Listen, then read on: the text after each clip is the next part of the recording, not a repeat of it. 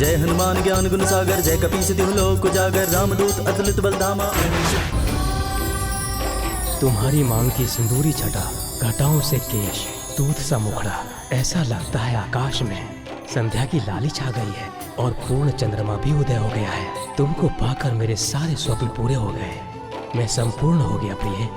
मेरे सिंदूर ने आज आपका मन हरा है प्राणनाथ, किंतु आपने तो पहली दृष्टि में मेरे मन का हरण कर लिया था और मैं जान गई थी कि आप ही मेरे सब कुछ हैं। वो कैसे प्रिय?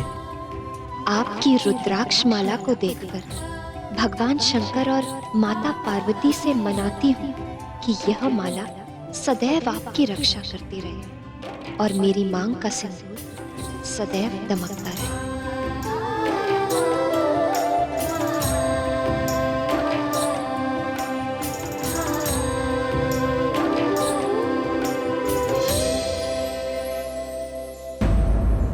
सिंदूर की सुंदरता अपने स्थान पर, किंतु उसका वास्तविक महत्व तो नारी ही जानती है। ये बात पूरी तरह सत्य नहीं है प्रिय। क्यों? जिसने कभी सिंदूर लगाया ही ना हो, वो भला प्रेम की उस गहरी भावना को कैसे समझेगा जो सिंदूर के साथ जुड़ी है? उचित है, पर जिसने लगाया हो वो पुरुष तो समझ ही सकता है।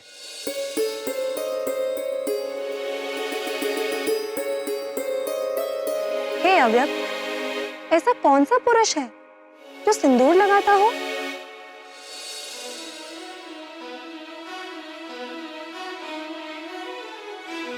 राम भक्त हनुमान। हनुमान जी और सिंदूर, ये कैसी पहेली है नाथ?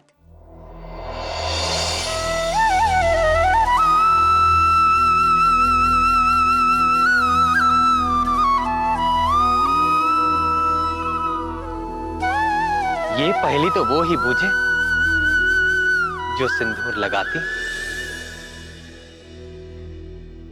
ठीक है, हे अंतर्यामी, मैं ही बताती हूँ। ये घटना तब की है जब प्रभु श्री राम रावण का वध करके अयोध्या में लौट आए। सारे वानर तो किष्किंधा लौट गए, परंतु राम भक्त हनुमान अपने आराध्य के चरणों को छोड़कर कैसे जाते? अंजना नंदन प्रभु श्री राम की सेवा में अयोध्या में ही बने रहे। एक बार मंगलवार के दिन जब हनुमान जी राजसभा में पहुंचे तो सभी लोग उनको देखकर चौंक पड़े। क्यों? हनुमान ने अपनी पूरी देह पर मुख से लेकर पैरों तक सिंदूर का लेप लगा रखा था।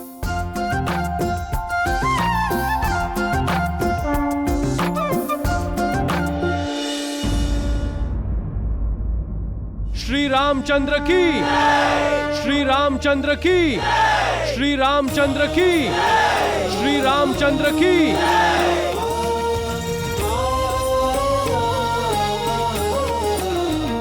सभी सभासद तो उपस्थित हैं, किंतु पवन पुत्र हनुमान कहीं दिख नहीं रहे। जय श्री राम।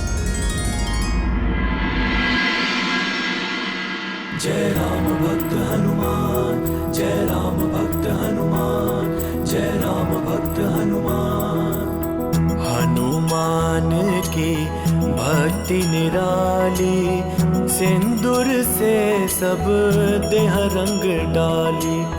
दिया प्रीत का प्रगट प्रमाण, सजल नयन हो गए श्री राम। जय राम भक्त हनुमान, जय राम भक्त हनुमान, जय राम भक्त हनुमान। जय श्री राम।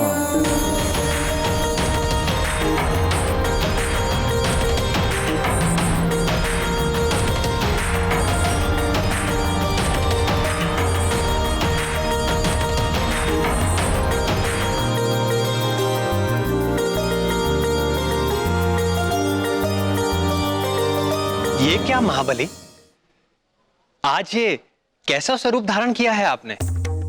आपकी प्रसन्नता के लिए प्रभु। मेरी प्रसन्नता के लिए? आपसे ये किसने कहा कि मैं किसी विशेष रूप से प्रसन्न होता हूं? और वो भी इस रूप से? ये ज्ञान तो मुझे स्वयं माता सीता से मिला है प्रभु। जानकी से? जानकी ने आपसे ऐसा क्यों कहा और कब कहा? आज प्रातःकाल संध्या वंदन के पश्चात जब मैं माता सीता से प्रसाद पाने गया,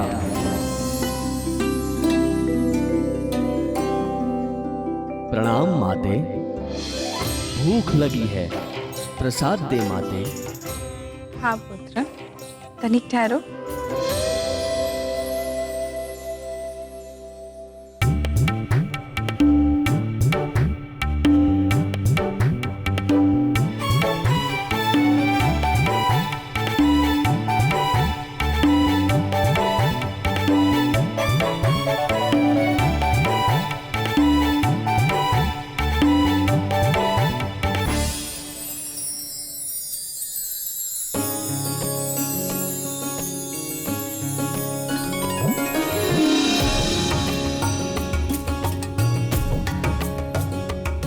माते, एक प्रश्न पूछूं?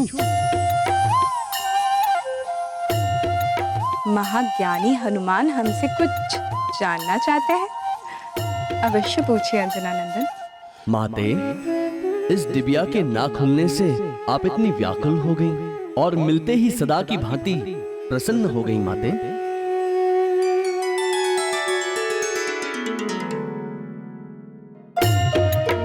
ये तो स्त्रियों का रहस्य है पुत्र, तुम्हें कैसे बता दूं? अच्छा अच्छा, उदास मत हो।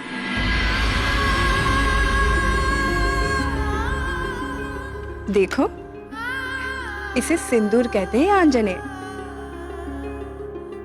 इससे क्या होता है माते? क्या होता है?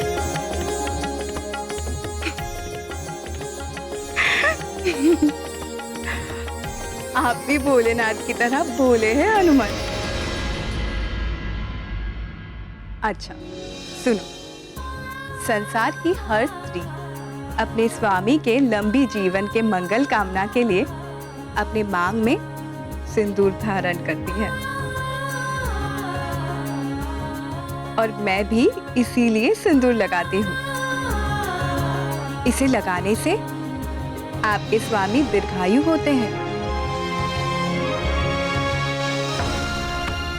और वे सदैव मुझसे प्रसन्न रहते हैं। इसे लगाने से प्रभु दीर्घायु होते हैं और प्रसन्न भी होते हैं माते।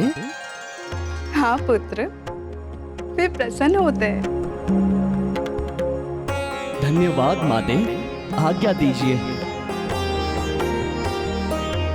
अरे हनुमान, तनिक सुनो तो पुत्र।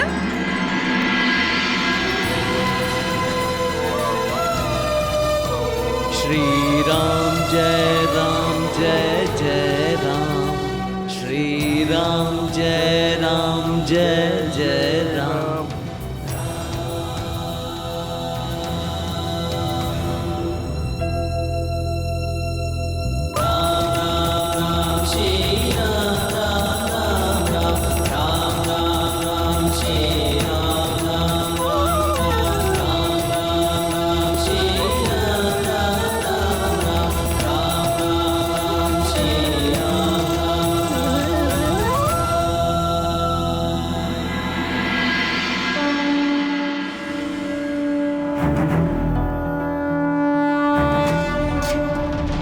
इसलिए मैंने भी सिंदूर लगा लिया प्रभु। किंतु हनुमान, जानकी तो चुटकी पर सिंदूर लगाती है, परंतु आपने तो अपने शरीर का कोई भी हिस्सा रिक्त नहीं छोड़ा। मैंने सोचा प्रभु, केवल चुटकी भर सिंदूर लगाने से आप दीर्घायु हो जाते हैं, तो यदि मैं संपूर्ण देह पे सिंदूर लगा लूं तो आप चिरंजीवी हो जाएंगे और पृथ्वी छोड़ के कभी भी अपने धाम नहीं जाएंगे प्रभु। सदैव हम भक्तों के पास ही रहेंगे प्रभु।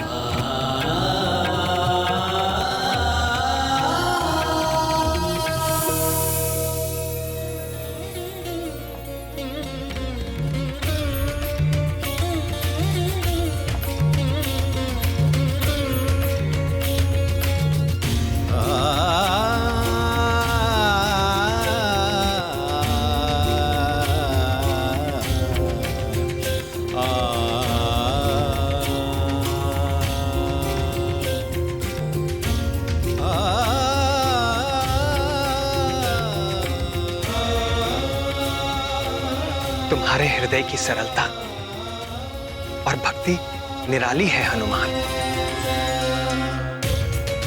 ऐसी ही भक्ति मुझे तुम जैसे भक्तों के अधीन बनाती है। आज मंगल के दिन तुमने मेरे लिए जो ये मंगल कामना की है, तो मैं वचन देता हूं महावीर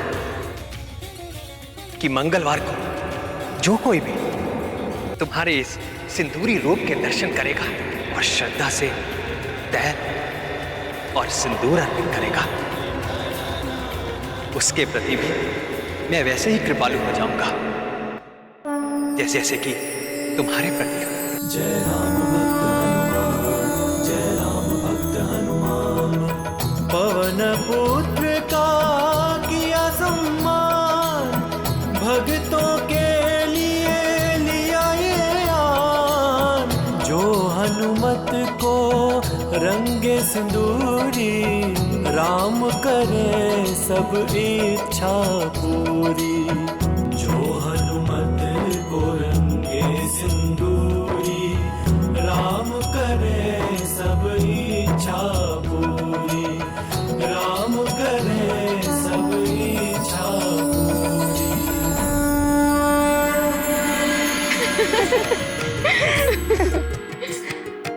तो ये है सिंदूर का महत्व, जिसे स्त्रियां ही नहीं हनुमान भी जानते हैं। एक और महत्व की बात थी जो मैंने हनुमान से कही थी, अर्थात जानकी ने कही थी। वो क्या? यही कि विवाहित स्त्री के मांग का सिंदूर प्रतीक है कि वो अपने स्वामी के प्रति अनन्य भाव से समर्पित है। हनुमान ने भी सिंदूर लगाकर प्रभु के प्रति अपनी अनन्य भक्ति को भी सिद्ध किया। सत्य है, पवन पुत्र हनुमान के लिए न तो कोई और दूसरा देवता है और न ही प्रभु का कोई दूसरा रूप है तो बस केवल और केवल श्री राम। फिर क्या हुआ नाथ? विवाह के पश्चात केसरी और अंजना के दिन कैसे बीते? केसरी और अंजना एक दूसरे को जीवन साथी के रूप में पाकर तृप्त हो गए थे, किंतु बहुत काल बीत जाने के बाद भी जब उनके आंगन में शिशु की किलकारियां नहीं गूंजी, तो भीतर ही भीतर केसरी को यह संताप खाने लगा। संतान सुख से हीन अंजना उसका दुख समझती थी, पर वो स्वयं भी दुखी थी।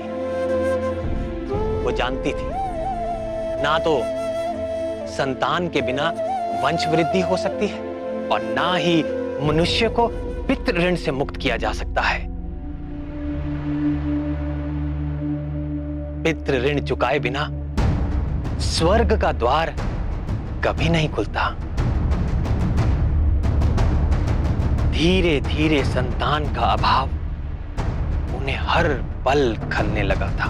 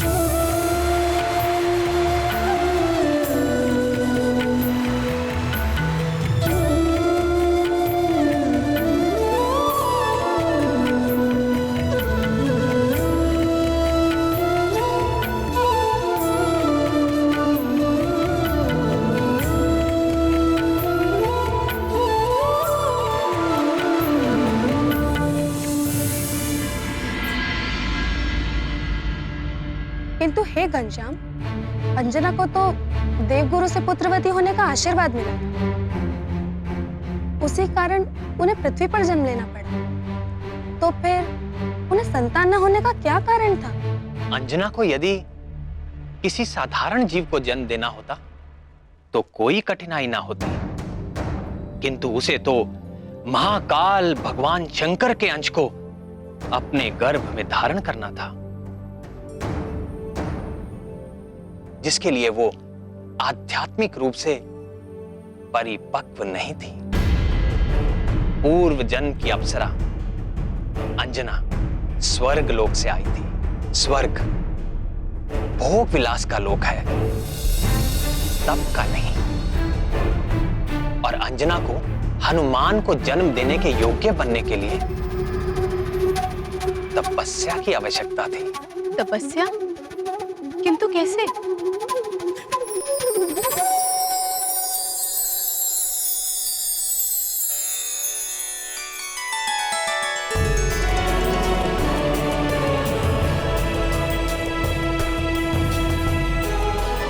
किंतु कैसे? यही बात तो केसरी और अंजना भी जानना चाहते थे कि वो संतान पाने के लिए क्या करें, कैसे करें। संतान की अभिलाषा से अनेक लौकिक उपाय किए, किंतु कोई लाभ ना हुआ। तब उन्होंने अपनी समस्या के अलौकिक समाधान को जानने के लिए ऋषि मतंग की शरण ली।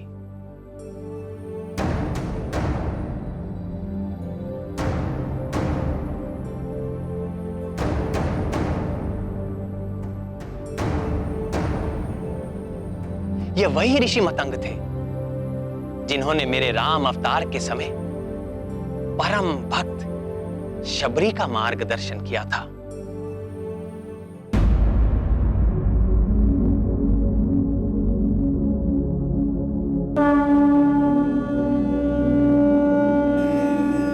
संतान प्राप्ति अस्तु।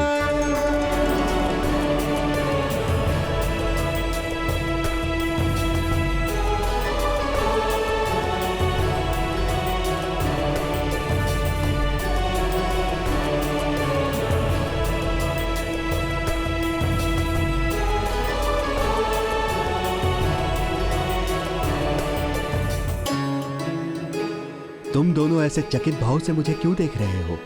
आपने तो बिना मांगे ही हमें मनचाहा वर दे दिया। अब एक समाधान और कर दें ऋषिवर। हम जानना चाहते हैं कि हमें यह सौभाग्य कब प्राप्त होगा। केसरी, तुम्हारी मनोकामना अवश्य पूर्ण होगी, परंतु देवादिदेव भगवान शंकर का आशीर्वाद प्राप्त करने के पश्चात भगवान भोले शंकर को प्रसन्न करने के लिए अंजना को 12 वर्षों तक कठिन तपस्या करनी होगी।